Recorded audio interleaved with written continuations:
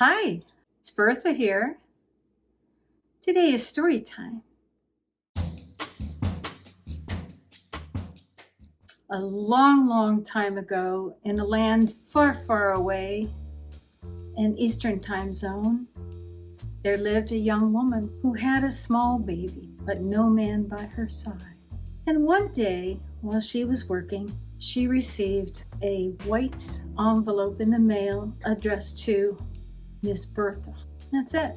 No return address, no inter-office correspondence envelope, nothing to say who it was from. And that was the beginning of a correspondence with a man who just wanted to show another side of himself to me.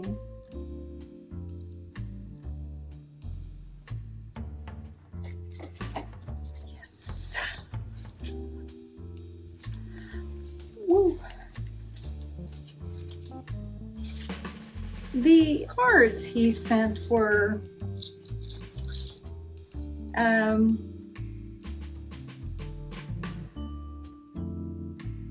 little bit graphic, a little bit sketchy. I mean, if you really knew somebody well and had a close, intimate relationship with them, yeah, they might be okay.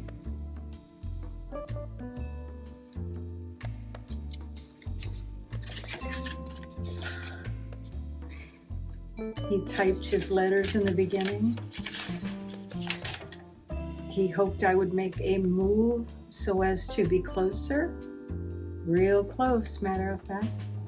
He thought I might be amenable to his proposition, which he hadn't made yet, other than I guess we were going to be close. I didn't really know who this was. Our girl's name was Bertha. And she was in her early 30s. She seemed like a young girl, mentally. Very young. I didn't really know where this was going. I was lonely, to be honest, so I kind of lowered my standards just a bit, though this man was way above me in the chain, and yeah, I should have. Loneliness will do that to you. By the way, did you know that a person's letters are copyrighted? So I can't read them word for word, but I can talk about the gist of them. One is a card. I see you almost every day, but you don't seem to notice me. Then there's a reference to a particular shot with an animal who builds dams and lakes. Oh my gosh. And then he references the initials of VPL. Even now, I'm looking at that and I'm like, what the heck? Visible panty line. He never did sign these with his name. Clearly, I could have taken these. And in the beginning, I truly did not know who it was, and it was very fun for him to have me running around guessing. Or not, actually. No, that actually would have been terrible, but he started calling himself a particular nickname, which I can't use because, and he would call me something else, a name that just, I can't use that one either. Here's one, if you can find out who sent you this card, blah, blah, blah. How long before I say enough, he wondered. There's a letter. Oh, I hid something from him. Mm-hmm. Every time he looked at me, certain parts of me were not bad. Okay. Starting around this there and going, mm-hmm. He wanted to see the color of my face as I was reading this. He wanted to know if I would enjoy exchanging a few purely harmless, to be honest, I don't want this video to get tagged for anything odd. Mental exercises where people think about other things. A lot of reasons why he was attracted to me ended up being graphic at the end. I apparently had said nothing was too risque for me. It's still not true. Whoa, he wanted to know if I was interested in a closer... there was that VPL again, and this is what explained it. I should have known. Visible panty lines. I looked good enough to graphic. Apparently it was my move. He types, he doesn't sign his own name. The big question, would he ever get the chance? I did not know him, but he knew me. From the reaction to the card, I would know the answer. He would know the answer. If the answer was positive, he would let out a hand. It wouldn't take much to show my acceptance, a kind word, a twinkle, a flirtatious smile. He would know we could be good together. Talked about my legs. Got graphic with that. The card gets graphic. Every day I would come in and one of these would be waiting for me. Every day. Yep. A voice, kind of a risque voice I would use, I guess. He thought so. And then there were some things, long missives enclosed. Apparently, I was trying to act like I wanted to know more about him, like we were equals, like there was going to be some kind of a dating thing. No, what? I was so young and naive. I know I was 30, but 2 minute crickets, I was young for 30. Oh, he talked about his particular statistics, a little about some family he had, some risque references. He would change some of the terminology. Ugh. I just knew I was way out of my league. This wasn't my thing. He didn't want to embarrass me. Please. If I didn't say stop, he would assume I wanted more risque cards. Surprisingly, he misspelled that word, which is kind of weird because he was a very brilliant guy. He missed my smiling face. I still wanted to exchange some words.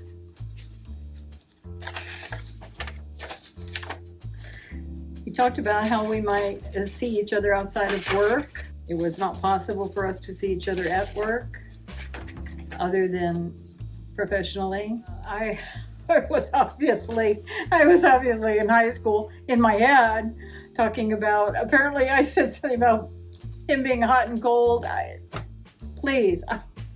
called himself a juvenile delinquent. He was in his 40s at least.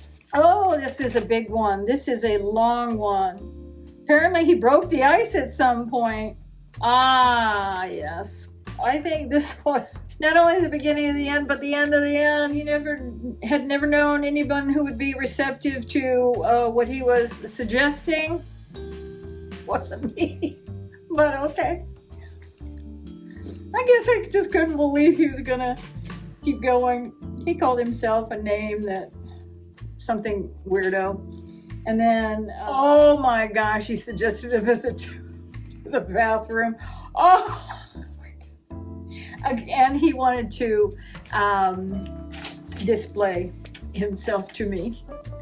Now, I can use all the graphic words, because come on, it's not like I haven't used them in my time.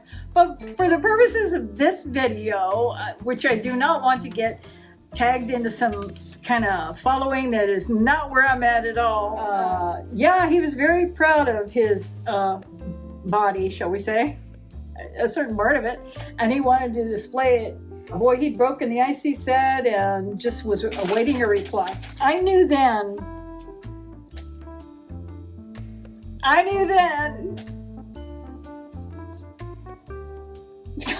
this was simply not going to work for me. Absolutely not going to work for me. And I believe I must have told him so in a card that he had talked about what he was looking for and not a commitment or anything like that. When I told him that I wasn't going to be able to continue, he wrote back a final letter saying he had misunderstood, and he was definitely afraid of being caught doing this, because he was not allowed to do this, not by company policy, not by any policy. So I always did wonder, and I saw him around after that, but it definitely wasn't as friendly as an advent. I do wonder how he went on with the rest of his life. I just can't imagine this working for him.